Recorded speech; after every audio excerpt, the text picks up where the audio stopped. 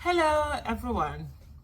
So I was here wondering what to talk about, and at the end of the day, I really didn't even talk about it. So I didn't do a video. So the video that I was supposed to do at 8 p.m., I ended up not doing it, and I had done my live 9 p.m. Nigerian time. I normally do live on my YouTube channel where we talk about business, we talk about financial independence, and also on Sundays we review a book. And we're currently on the second on reviewing the book The Richest Man in Babylon, and this coming Sunday we'll be reviewing the second chapter of The Richest Man in Babylon, where people can come in and participate. And so in the course of today's live, someone talked about politics and whether I had any desire or is there any hope that I'm going to run for office. Like, oh, if it was a few years ago, I would tell you no, I'm not interested. But now, well, I don't know. Maybe from 2021, I gave myself, that room to say by 2031 or thereabout, which is 10 years, to think about it and see if it's not, because leadership is about service, it's about sacrifice. You're going to sacrifice a lot. It's not just about going in there and people are doubling for you or doing siren and all of that.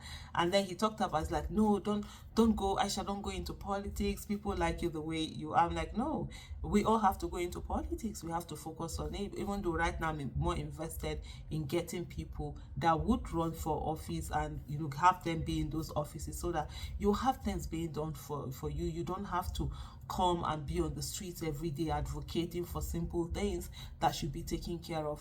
If there was good governance, accountability, transparency, rule of law, good public education development, good healthcare system, good roads, employment, and all of that in Nigeria, no people will not be jackpotting out of Nigeria. In fact, people will be coming into Nigeria, and you will not have as much problem as we have every day being on the street, every day demanding that lives should matter, the government should take the lives of the people matter. And I explained to him, I said, look, advocacy and politics, they are the same. They are supposed to be for the greater good of the people, but is the difference is the execution that is different, where those who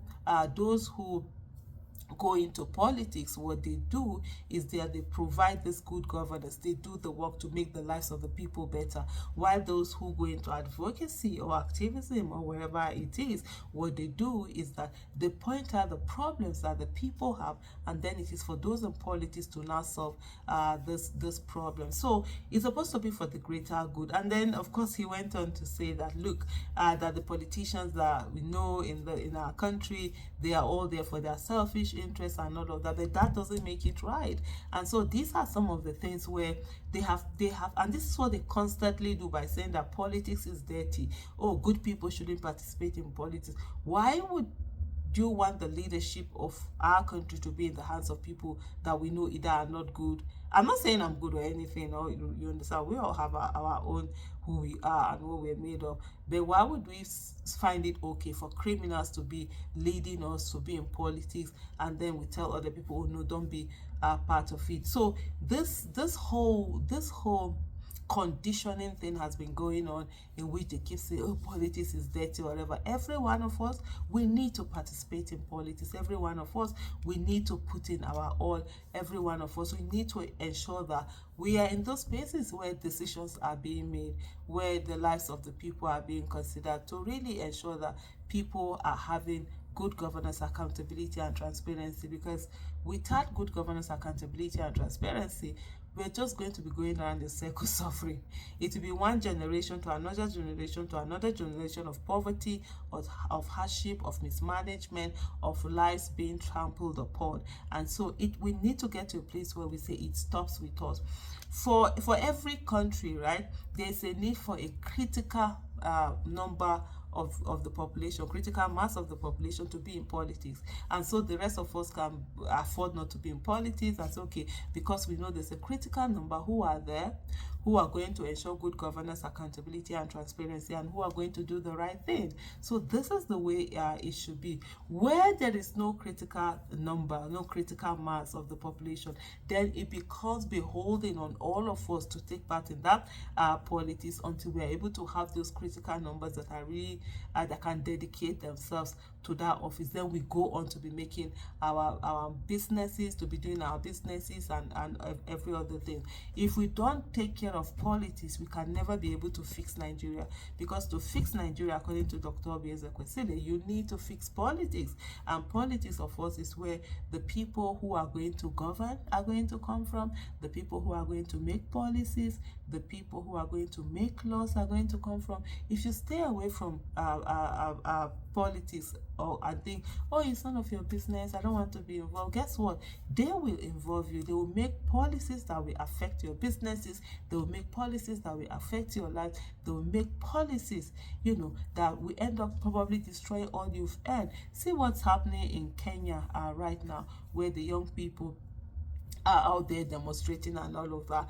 I mean, they were minding their own business, doing their own thing, but the people that were voted into office decided, they were going to borrow lots of money, and they were going to borrow more money, and the people they were borrowing money for give them terms of condition, tax your people more, remove subsidy, do this, so that they'll be able to pay, because those ones also want to ensure that they are getting there's assurance of them getting their monies. And then the young people who were there minding their business, doing things, citizens of Kenya minding their own business, now all of a sudden government has come after their businesses. And there was something that someone also explained. They said that, look, when this government borrows money, it's not government that pays back the money they borrow, it's the taxpayers. It is your tax. They will tax you more for them to be able to buy pay this loan. So it's really for us to really be invested in politics, and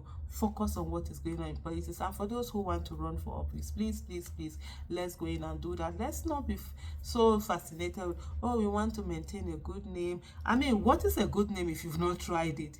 So you're good because I say, oh, I don't want to be part of it. No, that shouldn't be what makes you a good person.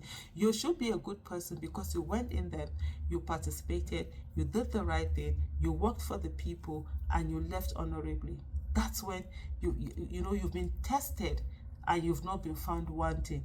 That's where the bragging power is. It's not that, oh, I refuse to be part of it because I don't even want to be tested and found one thing. So I think we need to begin to change this mindset where we feel that certain people shouldn't be part of politics, and then certain people are the ones to be part of politics, especially when those people have not shown enough integrity, enough character, enough responsibility for them to be trusted with managing the lives and properties of millions of people, because that's exactly what we do.